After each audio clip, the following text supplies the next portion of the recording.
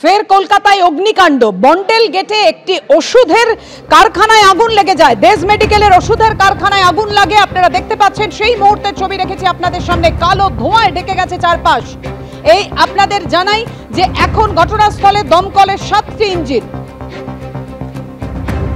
ফের শহরে অগ্নিকাণ্ড। বন্ডেল গেটের একটি ওষুধের কারখানায় আগুন লেগে যায়।